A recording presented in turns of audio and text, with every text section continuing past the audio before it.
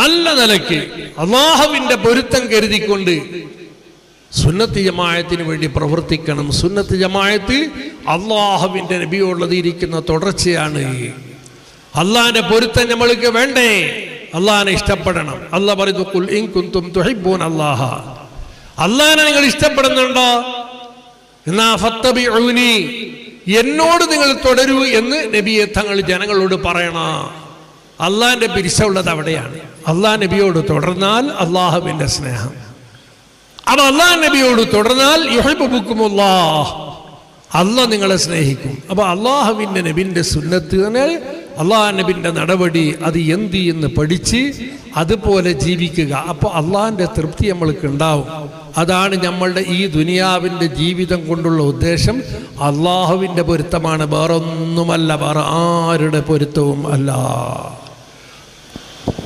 അങ്ങനെ നിങ്ങൾ പ്രവർത്തിക്കണം. വലിയ ഒരു കാര്യമാണ് സുന്നത്ത് ജമാഅത്തിൽ പ്രവർത്തിക്കുക.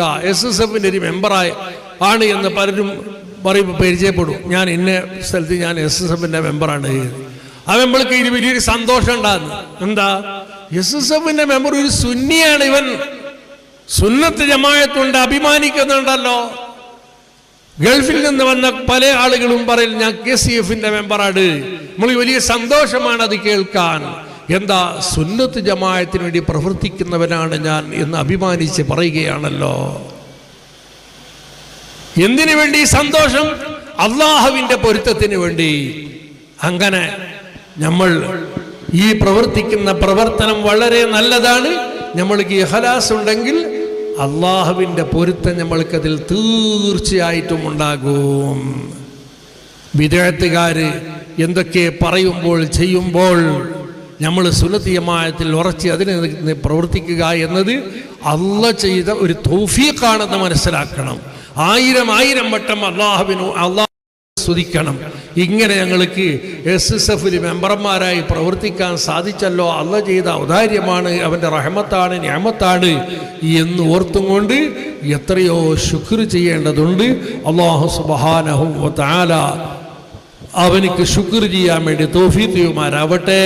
യഥാർത്ഥ സുന്നികളായി ജീവിക്കാൻ അല്ലാഹു നമ്മൾക്ക് തൗഫീഖ് ചെയ്യുമാറാവട്ടെ. നമ്മളെ നേതാക്കളെ മഹാന്മാരൊരിക്കലും മറന്നുകൂടാ. താജുൽ ഉലമ വഫാത്തായി പോയിരുന്നു, നമ്മളെ കൂടെയുണ്ട്. അവർക്ക് വേണ്ടി ദ്വാരക്കുക, ഖുർആനൊക്കെ ഓതി ഹദിയ ചെയ്യുക. മഹാനായ AP ഉസ്താദുണ്ട്. AP ഉസ്താദിൻ്റെ ആരോഗ്യത്തിനും ദീർഘായുസ്സിനും വേണ്ടി ദ്വാരക്കുക. അവരൊക്കെ നമ്മളുടെ അഭിമാനമാണ്. നമ്മൾക്ക് ദുനിയാവിലും ആഖിറത്തിലും അവരെ കൊണ്ട് വലിയ ഗുണം കിട്ടും എന്നുള്ള വിശ്വാസത്തിലാണ് നമ്മളുള്ളത്. അല്ലാഹു സുബ്ഹാനഹു വ തആല ആ നിലക്ക് നമ്മൾക്ക് എത്തിച്ചേരുമാറാവട്ടെ.